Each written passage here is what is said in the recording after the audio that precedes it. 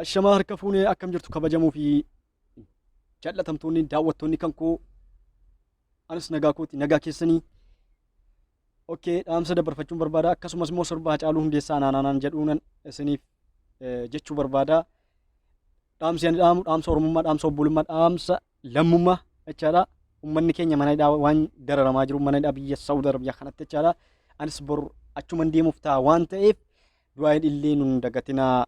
Maaloo adaraa du'aayin nu godhaa sagalee bakka jirtanitti akka uummata mana hidhaa keessatti dararamaa jiruuf taatan akka sagalee taatanuuf lammii keessaniif dhaamsan isiniif dhaammadha jechuu kooti.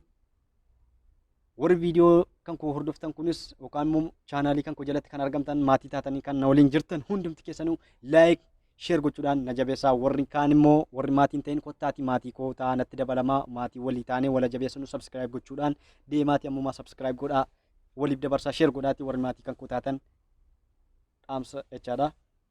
Tole sirba ceekootii ittan fufaa jechaadha. Anaan kan jedhu sana jechaadha. Hedduu nitti dhagahame waan jiruuf sirba kana filadheetan isiniif dhufee na jabeessaa laayik gochuudhaan isiniin jedha. Kormi biyyaa bahee biyya ormaa jiru hin bokkisuu numa barooda biyyarraa bahanii biyya ormaatti hafu yaa rabbii maaf nu goote qooda gahee jedhii mee nu baasii hooda yaa rabbii maaf nu goote qooda gahee jedhii mee nu baasii hooda.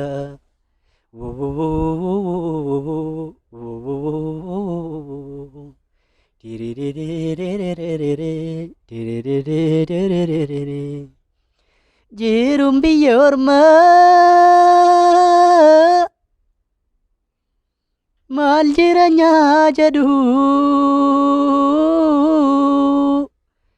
danda'uudha malee obsuudha dachittu maal godhu yoom kana ni feete rakkoo farkan kennuutu si baasee biyyaa. Anaan yaa lammiitiyya anaa nyaatu yaa qomootiyya anaan yaa sabatiyya anaan yaa lammiitiyya yaadadhu yaa rabbiitiyya yaadadhu yaa gooftaatiyya yaadadhu yaa rabbiitiyya yaadadhu yaa gooftaatiyya.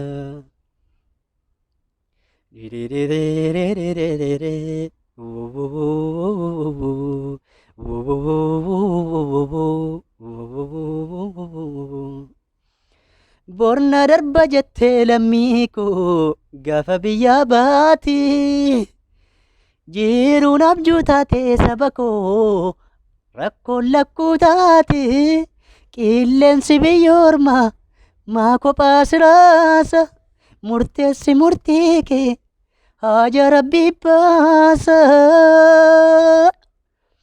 Ol ilaallaan samiidha samiin ni fagaata gad ilaallaan dacheedha dacheen ni jabaata. Dachee biyya ormaa ishee dhiyoo jirtu gara jabeettidha malaa namaan himtu. Namni biyyaa bahee maal qananii qaba biyya isaa yaadatee yaadaan qalbii caba.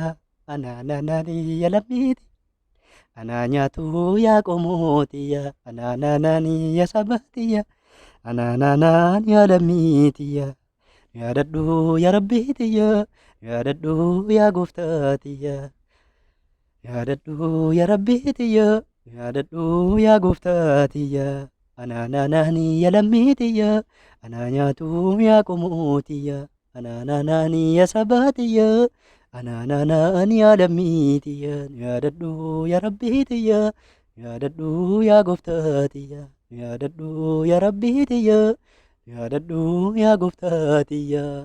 Hedduu miira keessa waan hin tureef oliif gadi na goggodha beektu. Viidiyoon akkuma daawwattanii sheer godhaa dhaamsa sagalee ta'aa fi uummata Oromoo uummata mana hidhaa keessatti dararamaa jiru uummata keessan lammii keessan dhiiga keessanii wal malee hin qabnu. Oromoo koo wala jaallannu waliif haa dhiphannu nutti dhaga'amu namummaan jechaadha. Sirriitti eenyuun yoo ta'e hedduu hin ta'u mana ormaa biyya ormaati mana ormaatti yeroo dararamu hedduu ulfaataa mana ormaa hidhaan biyya ormaa jechaadha. sagalee akka taatan dhaamsan dabarfadha. Anis miidiyaa qabdanuun baakkaachuu hadaraa rabbii uummata keessaniif sagalee ta'a. Waan viidiyoo kana hordoftanii waan na hordoftaniif naaf galatoomaa ulfaadhaa. Hedduun isin jaaladha. Warri maatiin ta'in kottaa maatii ta'a subscribe gochuudhaan, warri maatii koo taatan immoo na jabeessaa like gochuudhaan, share gochuudhaan jechaadha. Isin jaaladha nagaan naaf oolaa oolmaa gaarii.